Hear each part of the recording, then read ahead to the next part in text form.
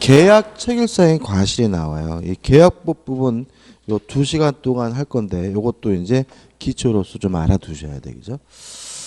자, 계약 체결사행 과실 책임은 어떤 문제냐면은 원시적 전부 불능입니다. 자, 기억나시나요? 법률행위를 하기 전에 불가능한 건 뭐예요? 원시적 불능. 법률행위를 할 때는 가능했는데 하고 나서 불가능하면 뭐죠? 후발적 불능. 원시적 불능은 뭐죠? 무효고 후발적 불능은 뭐죠? 유효다. 여기까지 우리가 앞에서 했어요. 여기다 덧붙이는 겁니다. 자, 원시적 전부 불능은 무효입니다. 그래서 무효기 때문에 원칙적으로 이행하지 못했다 하더라도 책임질 필요가 없습니다. 다만 문제는 원시적 전부 불능이라는 것에 대해서 계약 체결자가 이미 알았거나 또는 알 수가 있었고요. 만약에 원시적 전부 불능에 대해서 상대방이 선의이고 무과실이라면 원시적 전부 불능인데도 불구하고 체결자는 상대방에게 책임을 져야 되는데 요 책임을 뭐라 그러냐면 계약 체결상의 과실 책임이라고 하고요. 내용은 신뢰 이익을 배상하게 됩니다. 다만 무엇보단 클 수는 없냐면 이행이익보다는 클 수가 없어요. 이행이익보다는 클 수가 없다. 이게 뭐죠? 전부입니다. 법조문 한번 읽어볼까요? 535조입니다. 1항. 목적이 불능한 계약을 체결할 때 그 불능을 알았거나 알 수 있었을 자는 상대방이 그 계약의 유효를 믿었음 인하여 받은 손해를 배상하여 하고, 여기서 믿었음을 인하여 받은 손해가 뭐죠? 신뢰이익이고요. 그러나 그 배상액은 계약이 유효함으로 인해 생길 이행이익을 넘지 못한다. 이항 전항의 규정은 상대방이 그 불능을 알았거나 알 수 있었을 경우에는 적용하지 아니하니까 상대방은 뭐 해야 돼요? 선이고 무과실해야 된다. 이렇게 되는 거죠. 그러면 예를 들어 볼까요? 제가 이런 예를 한번 들었던 기억이 나네. 한강변, 예입니다. 저 이런 사람 아니에요. 한강변에서 제가 어떤 아가씨한테 수작 부리려고 뽀뽀하려고 달려드니까 이 아가씨가 반항하는 바람에 귀걸이가 퐁당 빠졌어요. 그래가지고 어떻게 해요? 이 아가씨가 막 성추행이라고 고소하겠다고 방방 뜨길래 제가 한마디 한 거죠. 오빠가 건져줄게. 그랬더니 뭐죠? 각서쓰래요. 그래서 한강에 빠진 귀걸이를 꼭 건져주겠다라고 각서를 썼어요. 이 각서 무효입니까? 유효입니까? 무효다. 왜냐하면 한강에 빠진 귀걸이를 건지는 것은 원시적 불능이고요. 따라서 뭐죠? 무효예요. 근데 문제는 저는 건져주겠다라고 얘기하면서 못 건진다는 사실 뻔히 알고 있었죠. 악이잖아요. 그죠? 그러면 상대방이 신뢰이익을 배상해달라고 계약 체결사행 과실 책임을 청구할 수가 있을까요? 없을까요?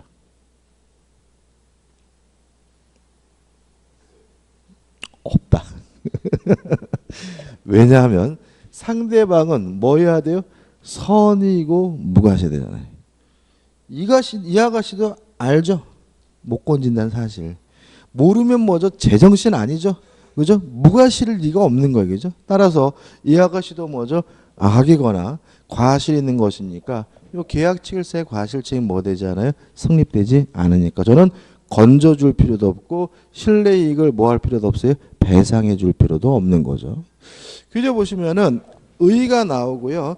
법정 책임해가지고 그냥 나오는데 중요하지 않고 3번에서 적용 범위가 나와요. 자, 이거 어떤 문제냐면 우리 학설이 요 535조 계약 체결사행 과실 책임 범위를 확장하려고 해요. 자, 이유를 알면 좋은데, 자, 우리가 기억나시나요? 손해배상은 언제 청구하냐면 위법행위여야지만 뭘 청구하죠? 손해배상을 청구한다. 기억나시죠? 그래서 제가 손해보상, 배상 막 설명드렸잖아요. 그죠? 근데 우리 민법상 위법행위 두 가지잖아요. 불법행위야 뭐죠? 채무불이행. 그럼 결국은 불법행위거나 채무불이행이지만 뭘 청구할 수 있어요? 손해배상을 청구할 수 있다. 이런 논리가 생기는 거예요. 근데 우리 학자분들이 생각할 때는 요 두 가지 어느 곳에도 해당하지 않는 경우가 있다는 거예요. 굉장히 유명한 카페트 사건이라고 하는데 독일에서 벌어진 사건, 옛날 사건입니다. 카페트 가게가 있었어요. 카페트 가게 카페트가 막 잔뜩 쌓여져 있는 거죠. 막 쌓여. 그래서 갑이라는 분이 카페트 가게에서 뭐 하고 있었냐면 구경을 하고 있었는데 카페트 가게에 쌓이는 이 카페트가 무너지는 바람에 이 양반이 깔려가지고 뭐 했냐면 사망을 했어요. 그러면 요 카페트 가게 주인이 요 돌아가신 분한테 뭘 해줘야 돼요? 손해배상을 해줘야 되는데 법적 근거가 명확하지 않다는 거예요. 일단 채무불이행일 수가 없어요. 왜냐하면 구경하다가 뭐 했어요? 돌아가셨으니까 계약 체결 전이니까 뭐일 수가 없어요? 채무불이행일 수가 없고요. 또 이것이 불법행위냐 요 문제에 대해서 우리 학자분들은 카페트 가게에다가 카페트를 쌓아놓은 게 무슨 불법이냐. 이것은 채무불이행도 아니고 뭣도 아니고 불법행위도 아니니까 이분에게 손해배상을 해줘야 될 법적 근거가 없다. 이런 얘기예요. 그래서 이런 경우에는 요 계약체결성 과실책임에 관한 민법 규정을 끌어다가 손해배상 책임을 인정해야 된다라는 것이 우리 학자분들의 태도예요. 우리나라는 이런 사건이 있습니다. 실제 사건인데 좀 끔찍한 사건인데 백화점에 이제 구경 왔어요. 구경하면서 에스컬레이터를 타고 이렇게 올라가다가 에스컬레이터 맞죠? 근데 밑에 아는 분이 있어서 목을 쭉 빼고 개똥이 엄마 이렇게 아는 척 하다가 교차되는 지점에서 목이 껴가지고 뭐죠? 사망한 사건이 있었어요. 웃을 일이 아닌데, 그죠?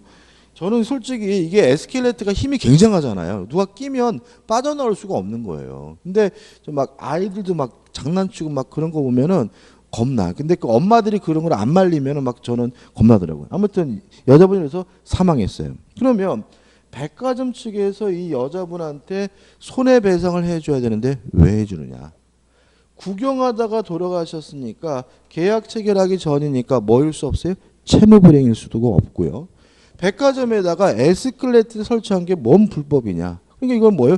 불법행위도 아니니까 우리 학자분들은 계약 체결성의 과실책임에 관한 민법 규정을 끌어다가 손해배상 책임을 인정해야 된다라는 것이 우리 학자분들의 태도예요. 근데 제가 학자는 이유는 우리 판례는 그렇지 않습니다.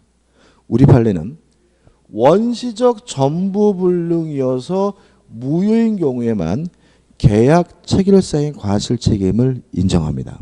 그러면 이런 것들은 어떻게 할 것이냐? 이것에 대해서 우리 판례는 불법행위로 봅니다. 자, 왜냐하면 불법행위가 뭐냐면 고의나 과실로 타인에게 손해를 끼치는 게 뭐죠? 불법행위잖아요. 우리 판례에 따른다면 카페트 가게에다가 카페트를 쌓아놓은 거가 불법인 것이 아니라 쌓아놓더라도 잘 쌓아야 하고 무너지지 않도록 뭐요? 쌓아야 되는 거죠. 근데 이것이 제대로 안 쌓아가지고 무너져서 이분이 돌아가셨다면 카페트 가게 주인에게 뭐가 있는 거예요? 과실이 있으니까 이건 뭐예요? 불법행위를 원인으로 손해배상 책임 인정하면 그만이라는 거예요. 이것도 마찬가지죠. 백화점에다가 에스컬레이터를 설치하는 게 불법인 것이 아니라 누가 끼더라도 돌아가시지 않을 뭘 해야 돼요? 안전장치를 해둬야 되는 것이고요. 안전장치를 제대로 하지 않아서 이분이 돌아가셨다면 백화점 측에 뭐가 있는 거예요? 과실이 있는 것이니까 이분은 불법행위를 원인으로 뭘요? 손해배상을 뭐 할 수 있어요? 청구할 수 있다. 이렇게 되는 거죠. 다시 말하면 우리 판례는 학자분들이 불법행위 개념을 모른다는 거예요. 불법행위 뭐죠? 나쁜 짓이 아니라 고의나 과실로 타인에게 손해를 끼치는 것이 뭐죠? 불법행위입니다. 그럼 정리해 볼게요. 자, 우리가 기억할 것은 뭐예요? 판례입니다. 자, 우리 판례는 원시적 전부불능이어서 무효인 경우만 계약 체결상의 과실책임을 인정합니다. 계약 체결 전 발생한 문제에 대해서는 계약 체결상의 과실책임이 아니라 무엇을 원인으로? 불법행위를 원인으로 손해배상을 청구할 수 있다는 것이 우리 판례의 입장입니다. 그러면 이제 보자고요. 넘겨보시면 그다음에 이제 뭐가 나오죠?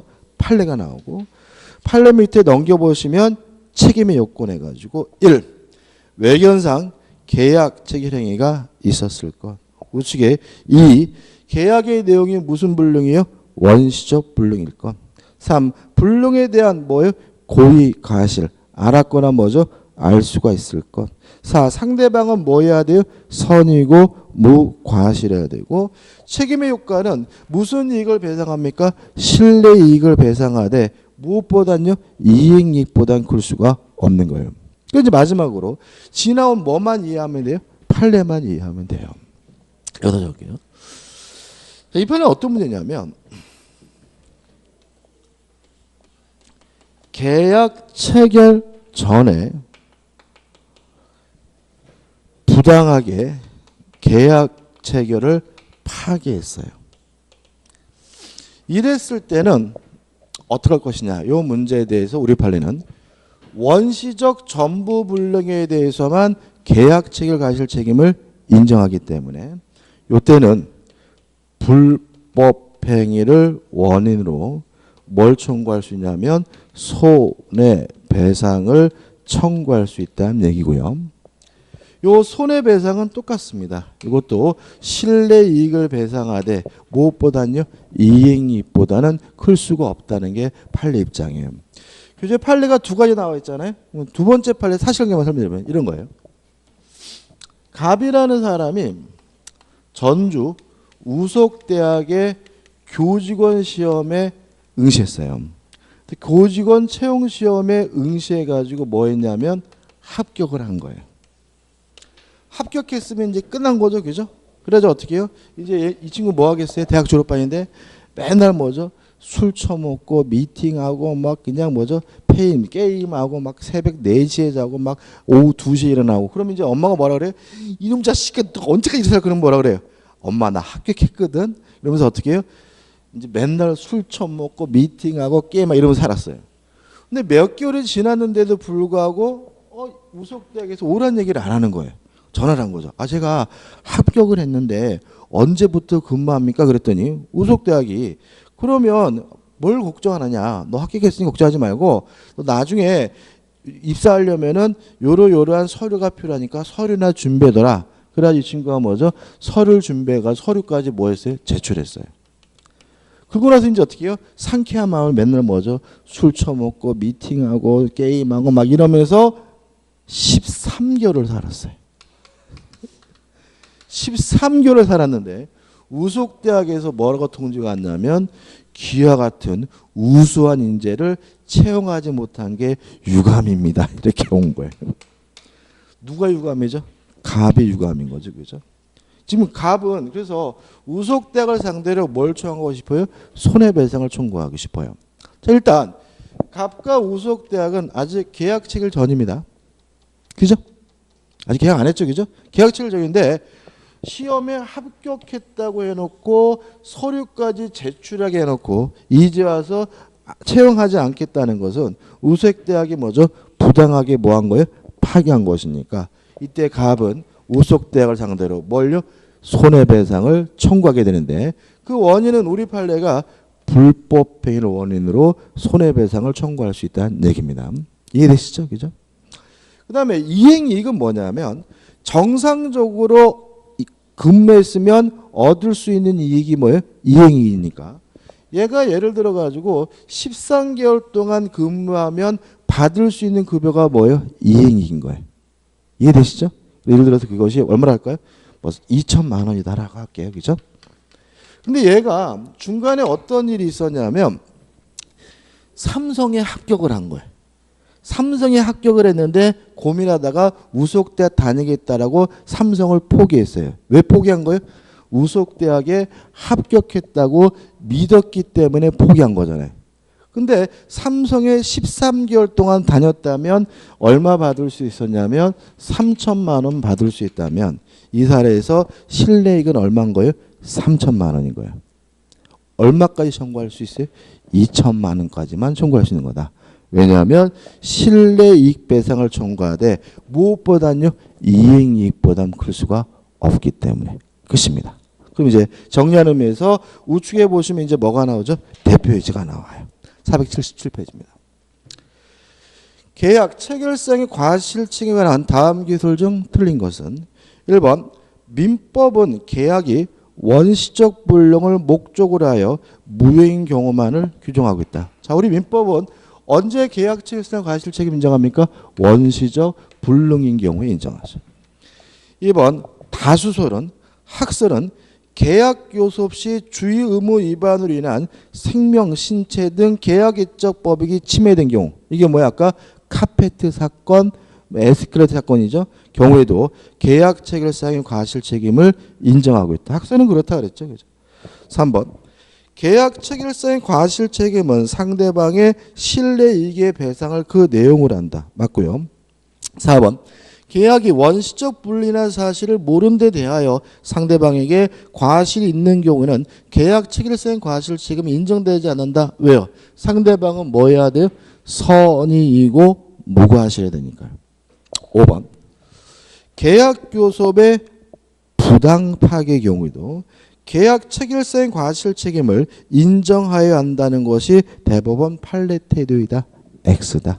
우리 대법원은 뭘요? 불법 행위를 원인으로 뭘 청구할 수 있어요? 손해배상을 청구하는 것이지 무엇을 원인으로 계약 체결상의 과실 책임을 원인으로 손해배상을 청구할 수 있다는 것은 아니기 때문에 답은 몇 번이 되는 거죠? 5번이 되는 거죠. 끝입니다. 그 다음에 이제 어디로 갈 거냐면 넘기셔가지고 481페이지 계약의 효력으로 합니다.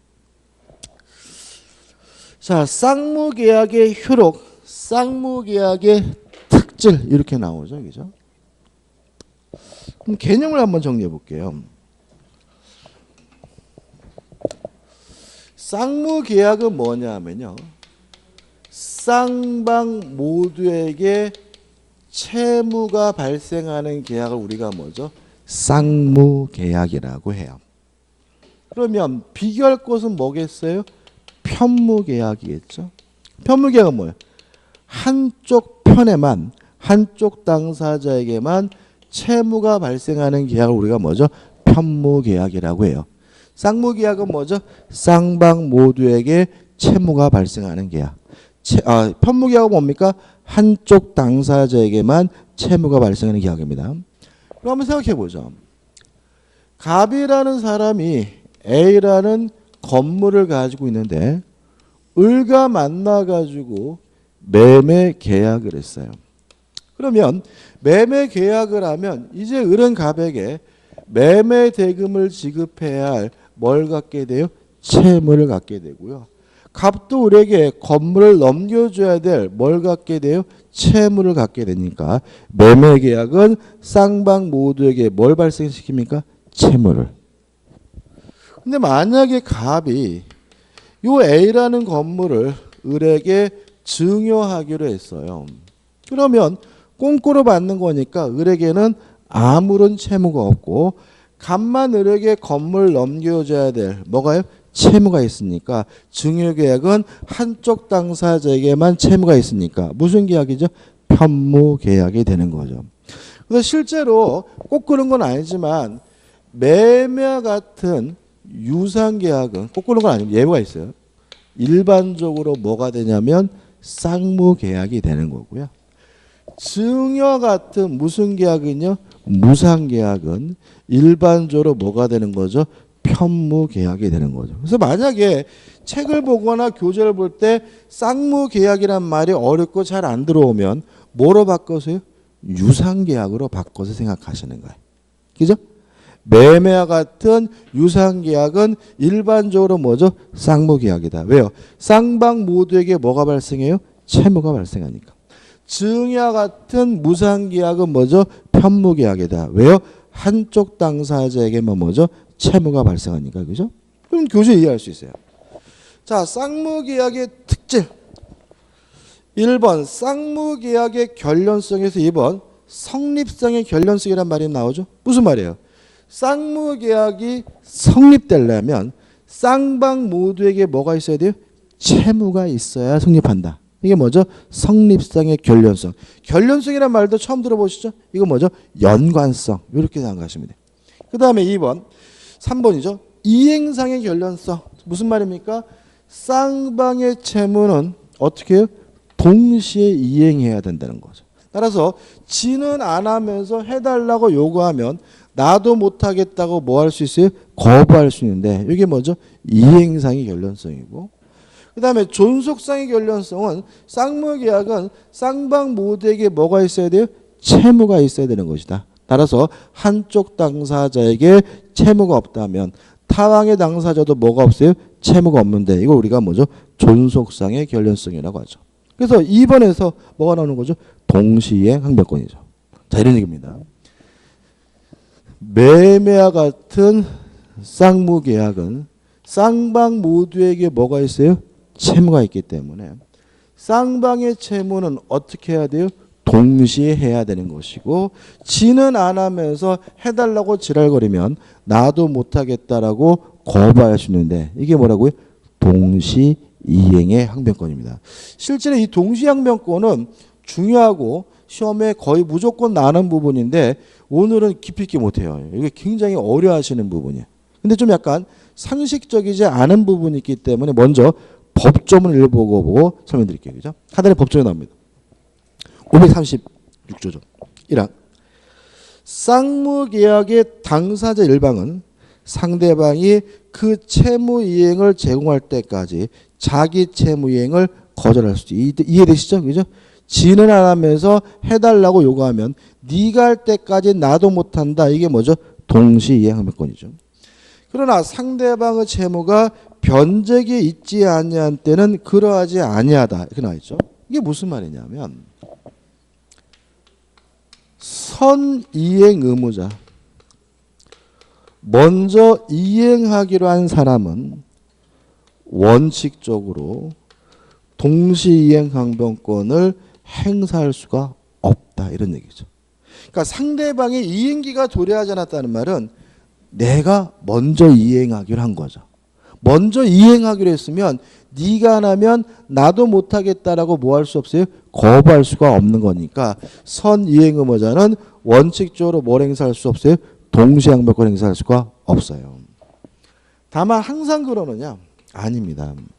예외적으로 동시이행 항변권을 선이행 의무자가 행사할 수 있는 경우도 있는데 두 가지인데, 첫째는 2항입니다. 법조문이나 계속 보시면 당사자 일방이 상대방에게 먼저 이행하여야 할 경우에, 무슨 말이죠? 선이행 의무죠. 상대방의 이행이 곤란한 현저한 사유가 있는 때는 전항 본문과 맞다는 말은 상대방에게 이행이 곤란한 현저한 사유가 존재하는 경우에는 선이행 의무자도 예외적으로 동시항변권을 뭐 할 수 있어요? 행사할 수가 있다. 이런 얘기고요.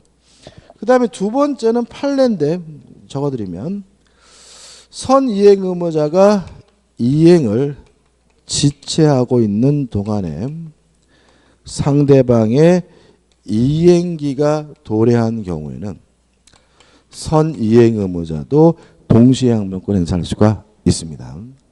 여기까지 맞죠? 일단 이거 맞죠? 저 좀 키 끌까요, 제가? 덥죠? 네, 네. 제가 이상한 건가?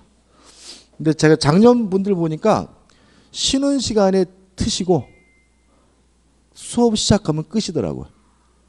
그러니까 이렇게 쉬는 시간에 틀고 수업 시작하면 끄고 이렇게 하시더라고요. 그러면 이게 춥지도 않고 덥지도 않고 괜찮더라고요. 저게 은근히 덥더라고요. 자, 이거 가지고 이제 보자고요. 자, 한번 생각을 해보죠. 갑이 소유하고 있는 A 부동산에 대해서요, 을이 만나가지고 매매 계약을 했어요. 물론 매매 계약은 뭐죠? 쌍무 계약이고 쌍방의 의무는 뭐죠? 동시행 관계죠. 여기서 문제가 생겨요. 부동산은 현찰 박치기가 아니죠. 그죠?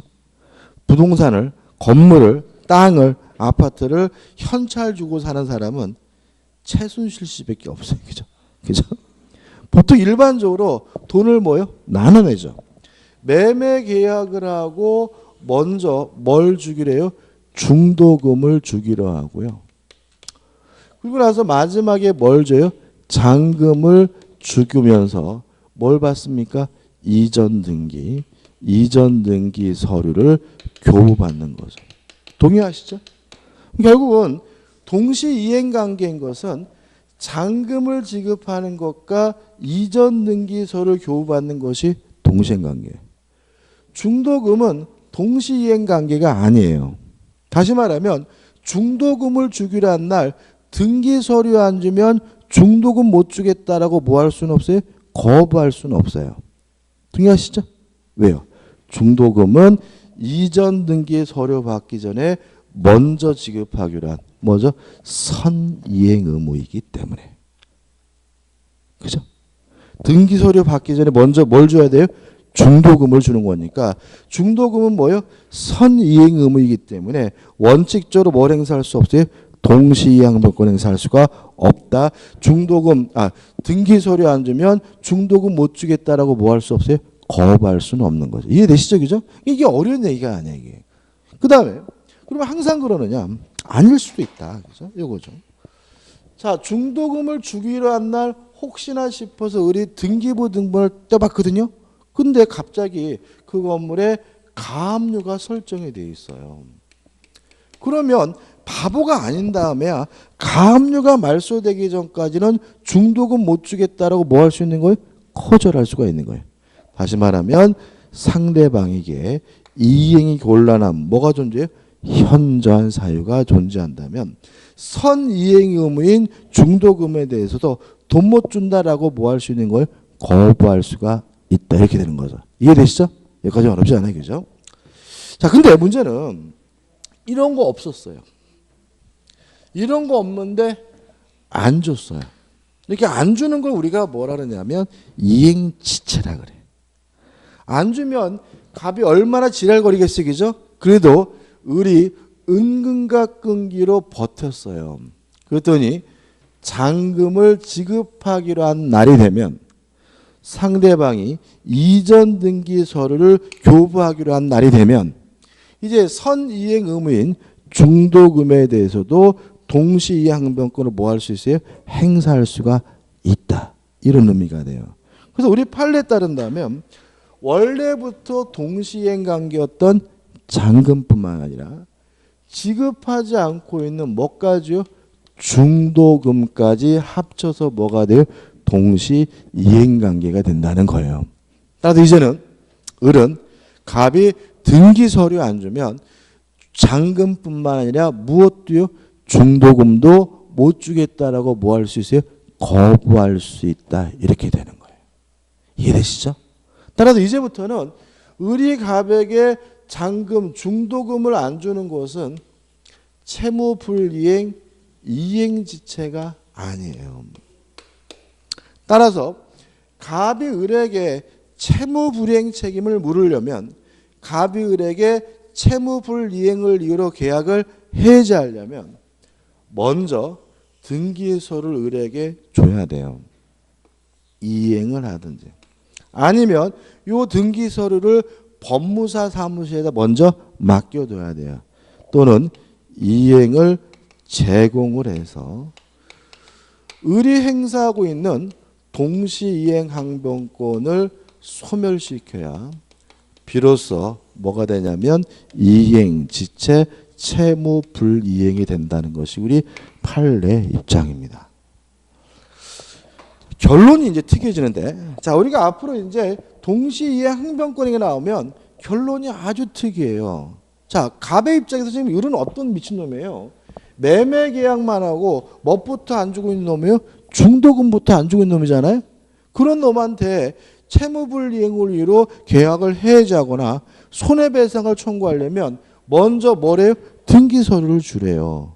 먼저 뭘 해야 돼요? 이행 제공을 해가지고 의리 행사하고 있는 동시항변권을 뭐예요?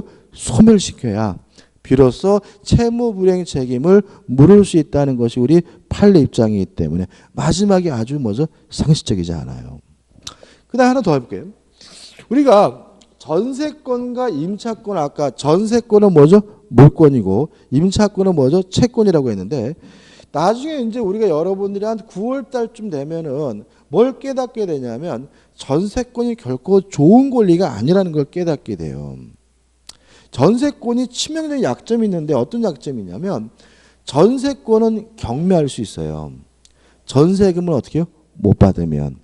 근데 문제는 전세금의 반환과 목적물의 반환이 뭐예요? 동시이행 관계예요. 이해되시나요? 그렇죠?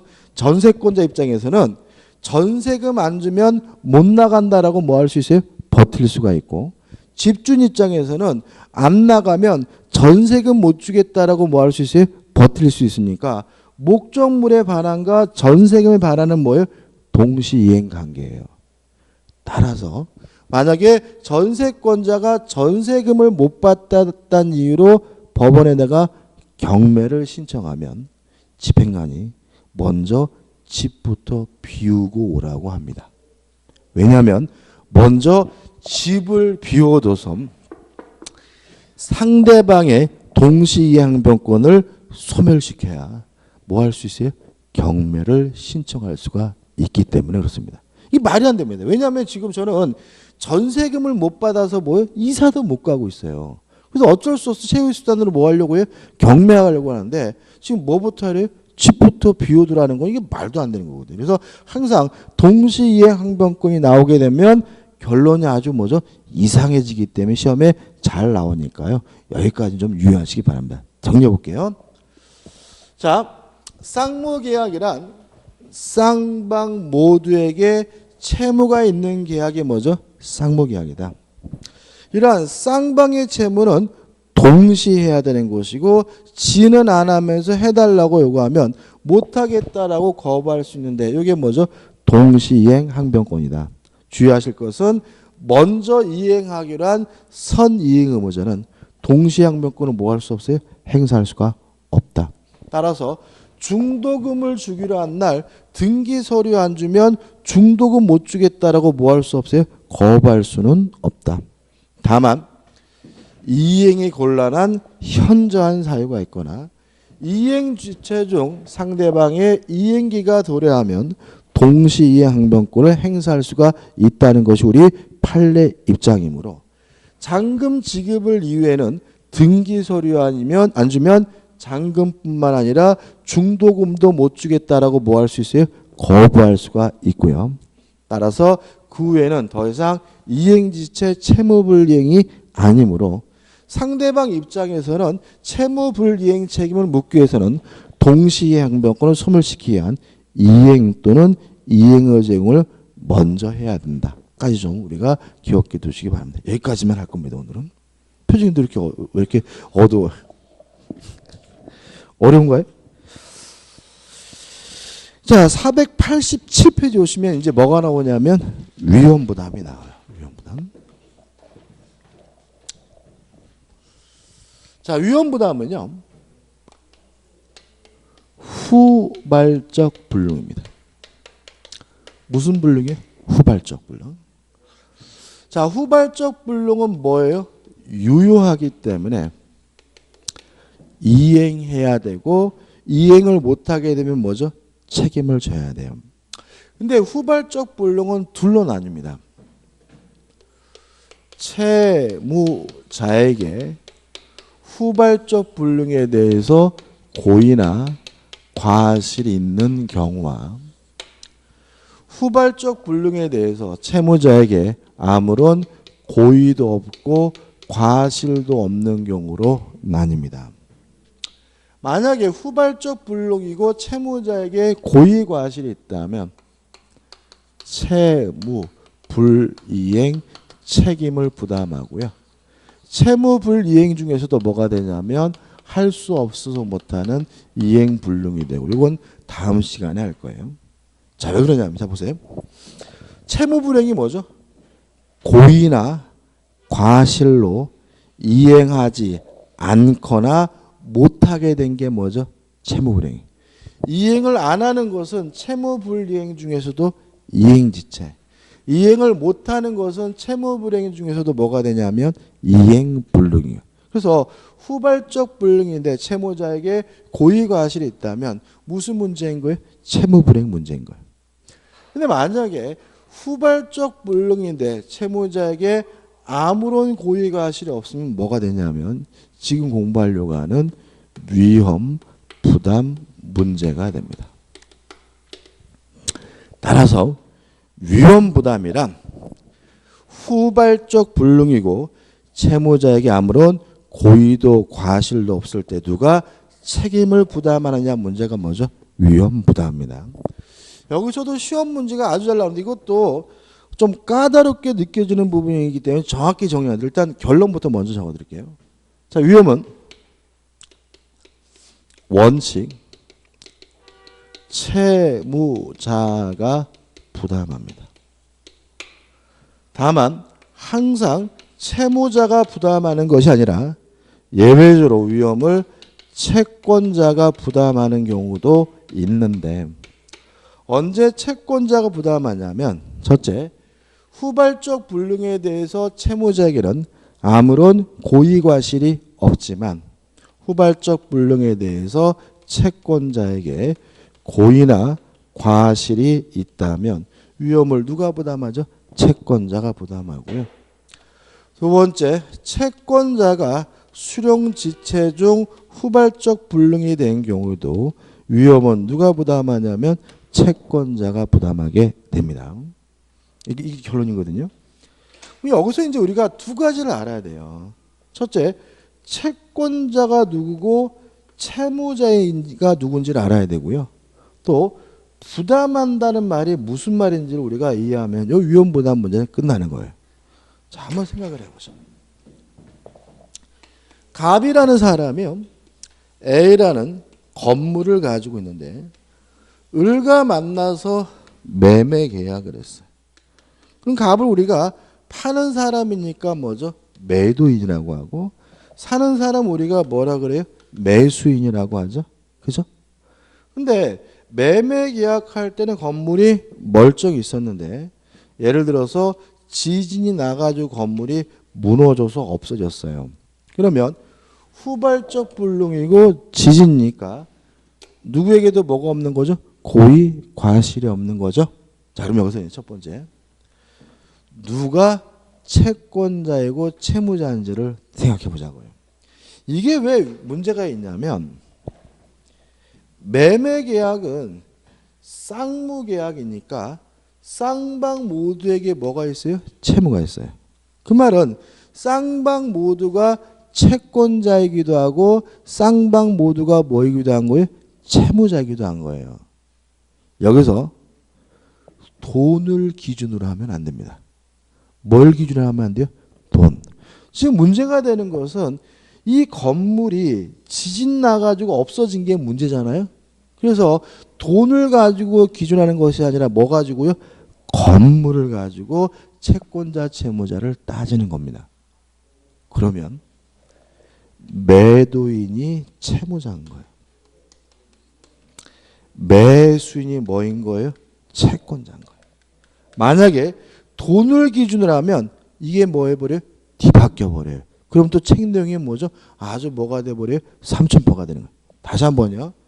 매매 계약은 쌍무 계약이니까 쌍방 모두에게 뭐가 있어요? 채무가 있는 거다. 여기서 돈을 기준으로 하지 않고 뭘 기준으로 해요? 건물을 기준으로 해야 되는 거다. 왜냐하면 지금 문제가 되는 것은 돈이 문제가 아니라 뭐죠?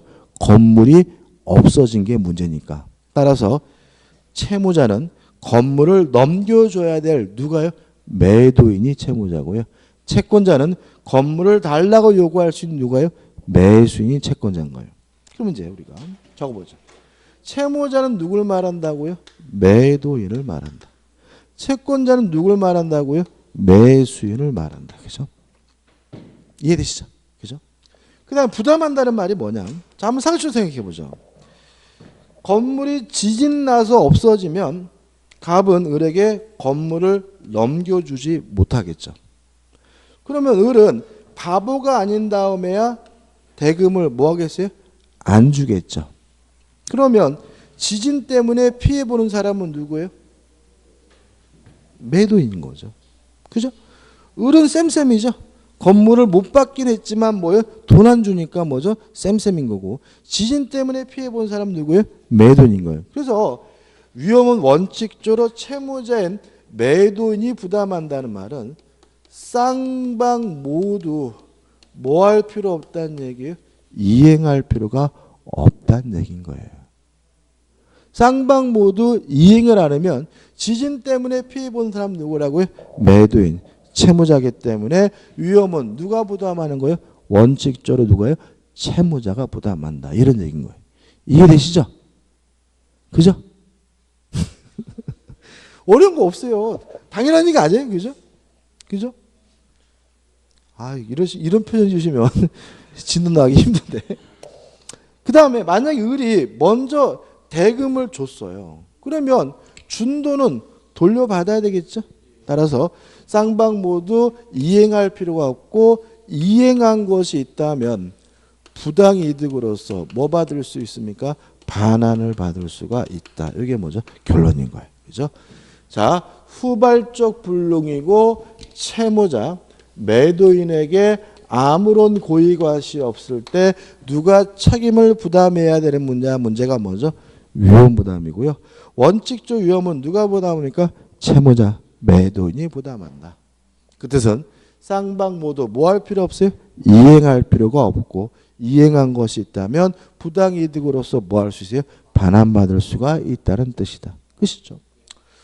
그 다음에 지진 난 게 아니라 만약에 갑의 과실로 건물이 무너진 거예요. 그러면 매도인에게 과실이 있다는 말은 채무자에게 뭐가 있어요? 과실이 있으니까 이건 뭐가 돼요? 채무불이행 문제로 가는 거고요. 근데 만약에 채권자인 매수인의 과실로 인해서 화재가 발생해서 건물이 없어진 거라면 누구에게 고의과실이 있어요?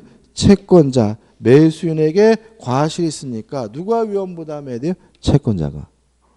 무슨 의미냐? 한번 생각해 보자고요. 을이 집 샀다고 깝죽대다가 담뱃불을 잘못 던져가지고 건물이 불타서 없어졌어요. 그러면 갑이 건물을 못 넘겨주게 됐죠? 누구 때문에? 을 때문에. 따라 을은 갑에게 매매 대금을 지급해야 되는 거죠. 따라서 채권자가 위험을 부담한다는 말은 후발적 불능인데도 불구하고 채권자의 매수인은 뭘 줘야 된다는 뜻이냐면 대금을 지급해야 된다는 의미가 됩니다. 이해되시죠? 이 정도까지만 좀 하자고. 그죠? 이것도요, 이 위험부담 문제는 어떤 경향이 있냐면, 나 연습을 해야 돼요. 그러니까 들을 땐 다 이해하세요. 그죠? 이해하는데 중간쯤 되면, 아이씨, 뭐 이렇게 복잡해. 이러면서 이제 뭐예요? 막 뭐 헷갈리게 되고. 그래서 문제를 풀 때도, 나중에 풀 때도 이게 위험부담에 관한 문제인지도 모르고 틀리는 경향이 있는 부분이기 때문에 나중에 연습은 해야 되지만 기본적으로 기억해야 될 것은 이 정도고요. 우리가 기초학이니까 이 부분이죠. 후발적 불능이고 채무자에게 고의과실이 없다면 누가 책임을 지는지를 결정하는데 이걸 우리가 뭐죠? 위험부담이라고 한다. 이 정도는 꼭 기억해 두시기 바랍니다. 여기까지고요. 좀 쉬었다. 교재 읽지 마세요. 읽어보면 표정 보니까 아주 힘들 것 같은데. 490페이지에 제3자를 위한 계약을 보도록 하겠습니다.